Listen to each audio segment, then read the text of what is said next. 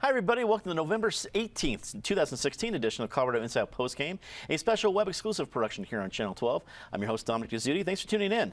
Let's get a quick take on Denver voters having approved Proposition 300, making Denver the first city to allow marijuana consumption in bars and restaurants under the measure, and interested businesses must gain support from its neighboring community prior to obtaining a license, and patrons would have to BYOB. In this case, it would be bring your own blunt. Ed Sealover from the Denver Business Journal, you're joining us. Do you think this is going to dramatically change restaurants and businesses in Denver? No, because you can't bring your own blunt. Because of the state's indoor smoking ban, you cannot light up a joint in any of these places. It's BYOV. It's bring your own vape. Yeah, bring your own vape. You can bring your own edibles. You could bring whatever form marijuana you want. I don't, and that's, I think, one of the reasons it passed. I think if this was come light up a joint in the back patio, people would have gone nuts and opposed this. But this is kind of a gradual change that keeps Colorado ahead of the curve as we see what 4 other states approved legalized recreational marijuana in this election.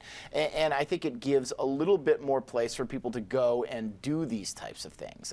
So no, I don't think it's going to radically change the restaurant industry. In fact, there was a little bit of a call from the hospitality industry. Look, can we please do something like this? Because frankly, right now people who come to the state don't know where to, smoke, eat, ingest their marijuana. This at least gives them a couple of options for the non-smoking forms. David Kopel from the Independence Institute and DU Law School. Do you think other cities are standing by and wanting part of this as soon as they see if it goes well for Denver? That's the benefit of our 50 states, and there's the laboratories of democracy, as the great progressive Supreme Court Justice Brandeis said.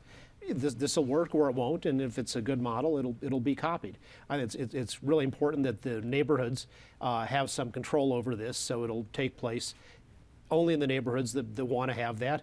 And in terms of the restaurants, I bet they're all the wholesalers who sell Cheetos to them are offering them large discounts on big quantities. Natasha Gardner, senior editor of 5280 magazine. Your magazine, along with Westward, does wonderful issues, all based on restaurants and is a go-to. Is there probably a 5280 magazine issue in the future that details the great restaurants in Denver where you can also enjoy your marijuana? Well, if the public want it, perhaps we should consider it. I'll bring it up at the next brainstorming meeting.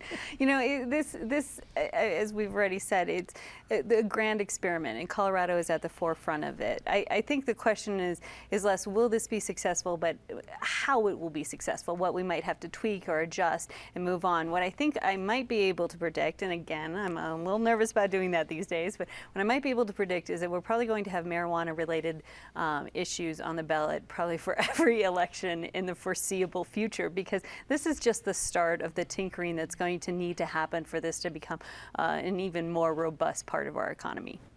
Noelle Phillips joins the CIO panel for the first time from the Denver Post.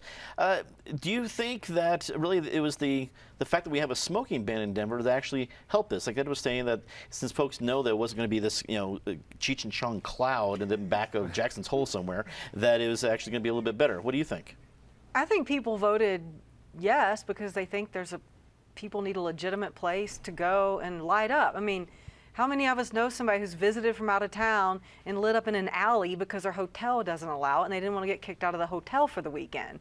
So, but this is a 4-year pilot project. We all know that usually when things get installed, it's really hard to roll it back. And the point is to curb public consumption. I actually asked Denver Police Department about public consumption statistics. And as of September 30th, the police department had written 435 public consumption tickets this year. During the same period in 2015, they wrote 634. That's 199 less than the previous year. So I think people are getting the message that you really just can't light up anywhere in Denver because it's legal. And so hopefully, this will there'll be at least a few places where someone can go to get high. There you go.